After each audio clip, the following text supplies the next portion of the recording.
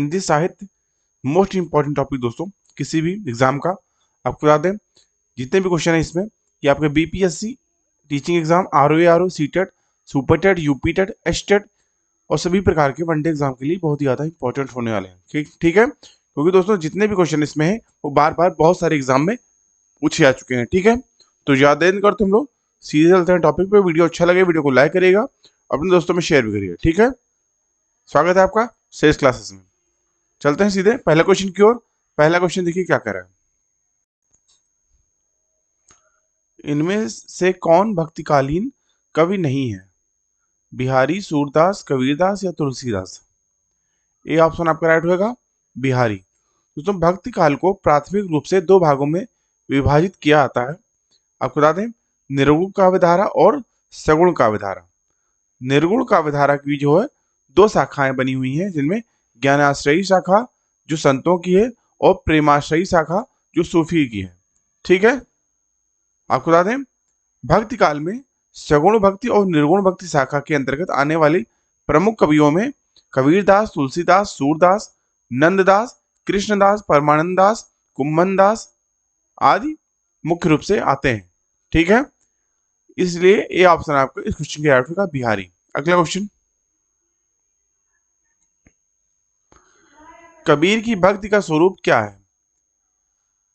D option आपको इस question के राइट होगा निर्गुण। दोस्तों निर्गुण काव्यधारा में ब्रह्म के निराकार स्वरूप की उपासना की जाती है। कबीर के राम निर्गुण ब्रह्म है, वे कण कण में रमने वाली वह शक्ति हैं जो निर्गुण निराकार परम सत्ता के अर्थ में राम के अस्तित्व को स्वीकार किया उन्होंने। ठीक है, इस हिसाब से डी ऑप्शन आपका राइट होगा निर्गुण। अगला क्वेश्चन,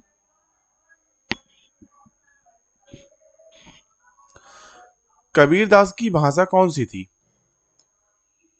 डी ऑप्शन आपका राइट होगा सदुकड़ी। दोस्तों कबीर की भाषा सदुकड़ी एवं पंचमेल खिचड़ी है। इनकी भाषा में हिंदी भाषा की सभी बोलियों के शब्द सम्मिलित हैं।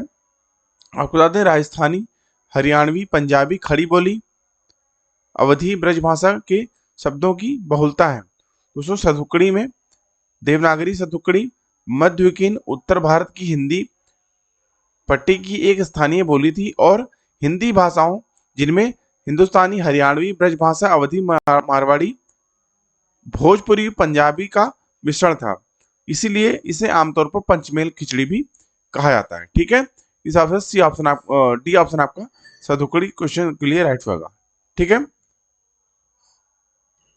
अगला क्वेश्चन,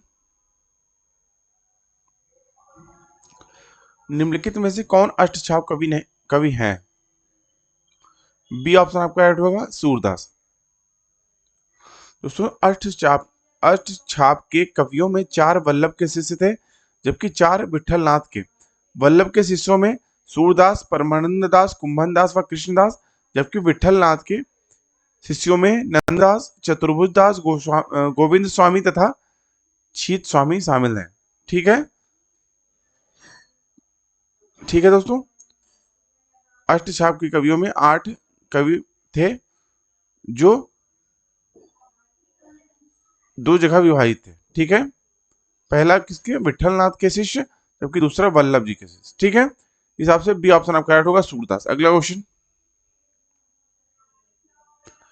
जायसी द्वारा रचित पद्मावत निम्न में से क्या है? सी ऑप्शन आपका राइट होगा समाशोक्ति। दोस्तों मालिक मोहम्मद जायसी द्वारा 16वीं सदी में रचित पद्मावत सिंघल द्वीप की राजकुमारी पद्मावती और चित्तौड़ के राजा रत्नसेन के प्रणय गाथा है। आपको बता दें कथा का द्वितीय भाग ऐतिहासिक है, जिसमें चित्तौड़ पर अलाउद्दीन खिलजी का आक्रमण और पद्मावती के जौहर का सजीव वर्णन किया गया है। दोस्तों पद्मावत मसनवी शैली में रचित एक प्रबंध काव्य है। ठीक है, इस हिसाब से सी ऑप्शन आपका राइट होगा समाशोक्ति। अगला क्वेश्चन, कबीर ने समाज सुधार के अंतर्गत किसका उपदेश नहीं दिया? सी ऑप्शन आपका राइट होगा स्त्री पुरुष की समानता। दोस्तों उन्होंने अनोखा सत्य के माध्यम से समाज का मार्गदर्शन तथा कल्याण किया है, जिसे मानव कुसंगति, छल कपट, निंदा, अहंकार, जाति भेदभाव, धार्मिक पाखंड आदि को छोड़कर एक सच्चा मानव बल मिलता है। दोस्तों उन्होंने समाज में चल रहे अंधविश्वासों, रूढ़ियों पर करारा प्रहार भी किया है। ठीक है, सी ऑप्शन आपका राइट होगा, स्त्री पुरुष की समानता। अगला क्वेश्चन, मैथिली शरण गुप्त का संबंध आधुनिक काल के किस युग से है? डी ऑप्शन आपका राइट होगा, द्विवेदी युग। दोस्तों 1900 से 1920 ईस्वी के युग की कविता को द्विवेदी युगीन काव्य कहा जाता है।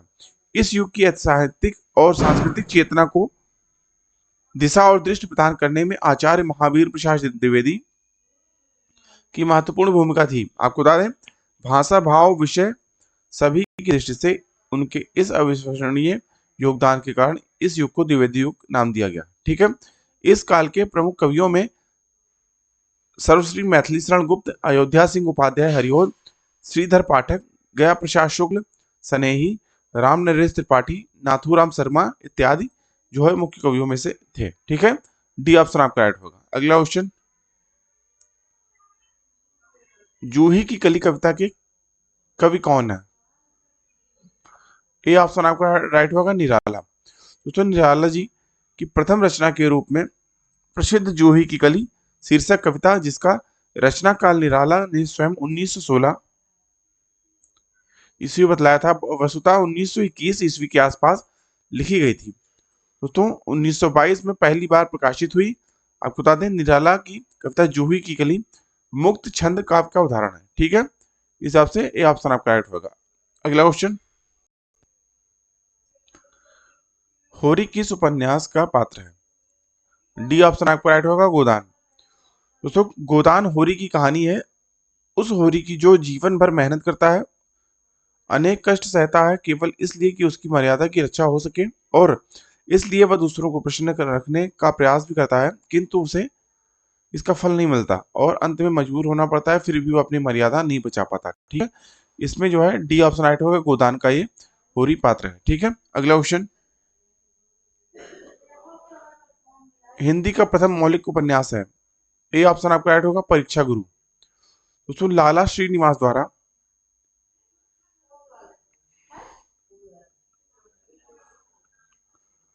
लाला श्रीनिवास द्वारा 1882 ईस्वी में रचित परीक्षा गुरु को हिंदी का प्रथम मौलिक उपन्यास माना जाता है। ठीक है, ये ऑप्शन आपका राइट होगा। अगला क्वेश्चन, और दोस्तों हमेशा की तरह आज का प्रश्न आपके लिए, निम्नलिखित में से कौन सी पुस्तक प्रेमचंद द्वारा लिखित नहीं है? ए कायाकल्प, रंगभूमि, कर्मभूमि या ध्रुव शामिनी। दोस्तों अभी के लिए इतना ही। इस क्वेश्चन का जवाब आप कमेंट बॉक्स में दे सकते हैं, और ज्यादा से ज्यादा लोग इस क्वेश्चन का जवाब कमेंट बॉक्स में दीजिए। ठीक है, अभी के लिए इतना ही दोस्तों। आई होप आपको वीडियो अच्छा लगा होगा। वीडियो अच्छा लगा, वीडियो को लाइक करिए, अपने दोस्तों में शेयर कर सकते हैं। आपने अगर अभी तक चैनल को सब्सक्राइब नहीं किया है तो चैनल को सब्सक्राइब करके बेल आइकन ऑन कर लीजिए, जिससे चैनल पर आने वाले सभी प्रकार की वीडियो की नोटिफिकेशन आपको टाइमली मिलते रहे। अभी की वीडियो को देखने के लिए आप सभी का धन्यवाद। मिलते हैं दोस्तों नेक्स्ट वीडियो लेक्चर में, तब तक थैंक यू, जय हिंद।